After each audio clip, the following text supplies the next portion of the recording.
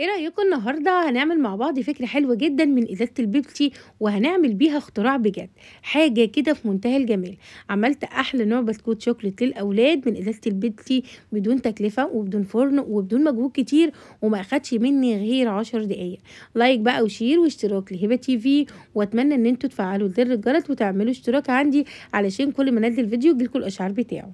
اول حاجة في كل الخلاط هننزل كده ببيضتين 2 بدرجة حرارة الغرفة. بعد كده هنضيف عليهم معلقه صغيره من الفانيليا السايله، او طبعا اي نوع فانيليا مفيش اي مشكله. وهنضيف عليهم كوب كامل من اللبن، عندنا كمان 3 معالق من السكر. بدأنا ان احنا نضربهم كويس جدا في الخلاط، وبعد كده نضيف عليهم كوب كامل من الدقيق. عندنا كمان 3/4 كوب من بودرة الكاكاو اللي هي الخام، وعليهم معلقة كبيرة من البيكنج باودر.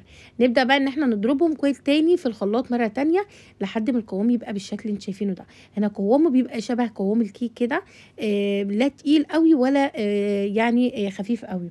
بعد كده جبت ازازه البيبسي الصغيره دي، وبدات ان انا افتح كده فتحه صغيره من الغطا بتاع الازازه بالشكل ده.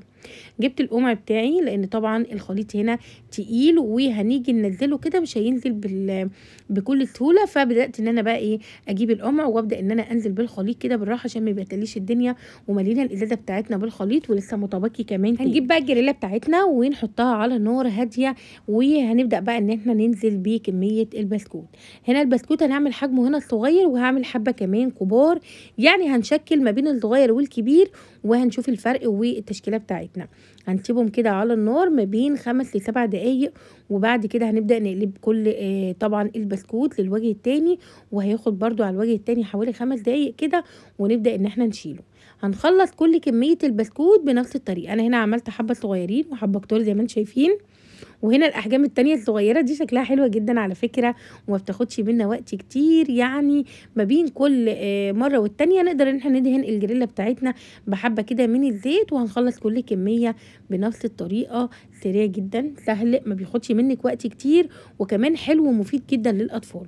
هنا انا عملت اخر حبه كده، وكان ما شاء الله كله طالع مقاسات حلوه، ومقاساته كده موحده، وما بيفرش كمان معاكي لان انا هنا ما كترتش كميه البيكنج باودر، هي معلقه واحده والتكفينا على كده. هنا بقى هنغلف البسكوت بتاعنا. فانا جبت ايه، انا جبت هنا شوكولاته طبعا خام، فبدات ان انا اقطعه بالسكينه، وضفت عليه كده حوالي ربع كوب من اللبن الساخن جدا. اهم حاجه ان انت تخلي اللبن ساخن قوي، وننزل على طول على الشوكولاته ونقلبه بالشكل ده لحد ما يتحول معايا شوكولاته طعمه حلو جدا، بدون طبعا سكر وبدون اي حاجه. الشوكولاته دي مسكره طعمها حلو جدا.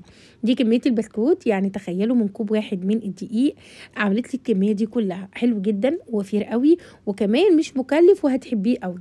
هنعمل ايه، انا جبت بقى ما بين الطبقات، انا كنت هحط ما بين كل طبقه والتانيه طبعا شوكولاته بيضه، فحبيت ان انا اوفر الكميه، واقول لكم ان احنا ممكن يعني ايه نعمل كده احلى نوع من انواع الحلويات بدون تكلفه. فاستكفيت ان انا ما بين كل طبقه والتانيه احط برده حبه شوكولاته من اللي هي الغامقه دي، وبدات ان انا اغلب بقى كل كميه البسكوت بالشكل ده. وعملنا الكميه دي، طبعا في كميه تانية انتوا عارفين الكميه كانت قطعه كتير، وسبتها في الفريزر لمده 5 دقايق. وبعد كده عملت فيها كده اشكال بالشوكولاته، برده حطيت المتبقي من الشوكولاته في كيس من الحلواني، وبدات ان انا اعمل عليها خطوط. لو حابه ان انت تزينيها بفورماسيه بقى، حابه ان انت تزينيها باي حاجه تانية، فمفيش اي مشكله. حقيقي حلوه جدا. حطيتها في الفريزر لمده لا تقل عن 15 دقيقه، وخرجتها. وكلي بقى البسكوت، طعمه فظيع بجد، طعمه حلو قوي، غير مكلف، وكمان ما بياخدش منا وقت كتير. اتمنى بقى الفيديو النهارده يكون عجبكم. لايك وشير واشتراك لهبة تي في، وما تنساش تكتبوا لي تعليق حلو من عندكم. باي باي.